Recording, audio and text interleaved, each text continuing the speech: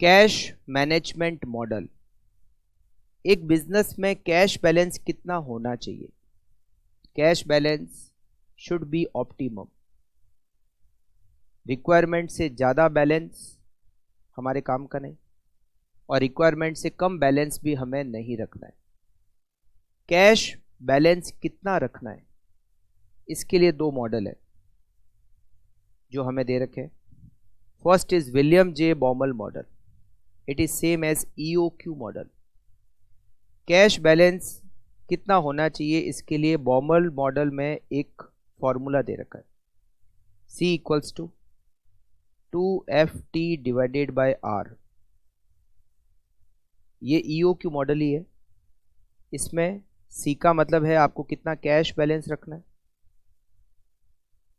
F का मतलब है total cash requirement in a year, T का मतलब है transaction cost per transaction.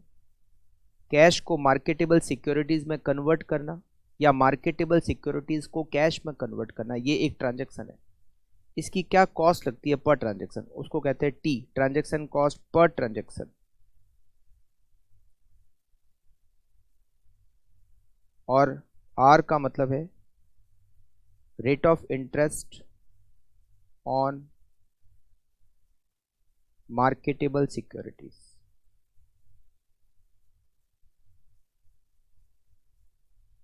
According to model, optimum cash level is that level of cash where the carrying cost and transaction cost are minimum। से ये same EOQ model के concept पे ही बना हुआ है। Carrying cost refer to opportunity cost of holding cash.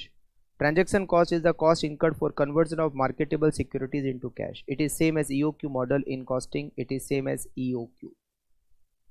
एक और model है मिलर और कैश मैनेजमेंट मॉडल।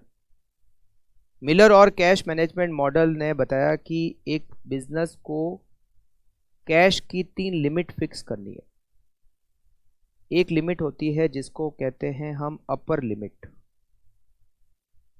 एक लिमिट होती है जिसको कहते हैं रिटर्न लिमिट, और एक लिमिट होती है जिसको हम कहते हैं लोअर लिमिट। हमें कैश की 3 लिमिट फिक्स करनी है, रिटर्न लिमिट, अपर लिमिट और लोअर लिमिट। मान लेते हैं आज आपका कैश बैलेंस यहाँ पे, सपोज कैश बैलेंस चलता जा रहा है। जैसी कैश बैलेंस अपर लिमिट को टच करे या अपर लिमिट को क्रॉस कर ले, मतलब अपर लिमिट से भी ज़्यादा कैश बैलेंस हो जाए, तो आप इमीडिएटली कैश को इन्वेस्ट करो मार्केटेबल सिक्योरिटीज़ में, और इतना इन्वेस्ट करो कि आप सीधे कहाँ पहुँच जाओ, आप सीधे पहुँच जाओ रिटर्न लिमिट पे। जैसे ही कैश बैलेंस अपर लिमिट को टच करे या अपर लिमिट से ज़्यादा हो जाए, आप कैश को इतना इन्वेस्ट करो मार्केटेबल सिक्योरिटीज़ में कि आप सीधे कहाँ पहुँच जाओ, रिटर्न लिमिट। मतलब रिटर्न लिमिट से ऊपर जितना भी कैश बैलेंस है वो पूरा का पूरा इन्वेस्ट कर दो। जैसे आपका कैश बैलेंस लोअर लिमिट को टच करे, आप मार्केटेबल सिक्योरिटीज को सेल करो, और इतना सेल करो कि आप रिटर्न लिमिट पे पहुंच जाओ। जब तक कैश बैलेंस अपर लिमिट और लोअर लिमिट के बीच में चल रहा है, आपको ना तो मार्केटेबल सिक्योरिटीज खरीदनी है और ना मार्केटेबल सिक्योरिटीज बेचनी है। मार्केटेबल सिक्योरिटीज में कब इन्वेस्ट करना है, जब आपका कैश बैलेंस अपर लिमिट को टच करे या क्रॉस कर ले। तो इन्वेस्ट कितना करना है,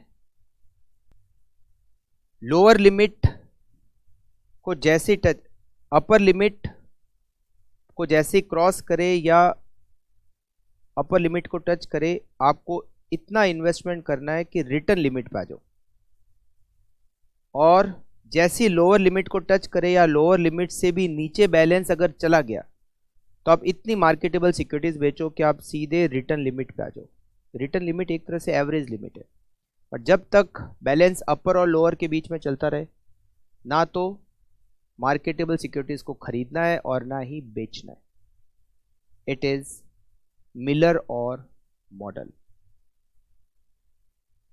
The model is designed to determine the time and size of transfer between an investment account and cash. Three limits are fixed: upper limit, lower limit, return limit. When the cash balance reaches the upper limit, the transfer of cash equal to upper minus return limit is transferred to investment. When it touches lower limit, the transfer of cash equal to return limit minus lower limit is transferred from investment to cash. Upper limit पे जाए तो खरीदो और lower limit पे जाए तो marketable securities को बेचो.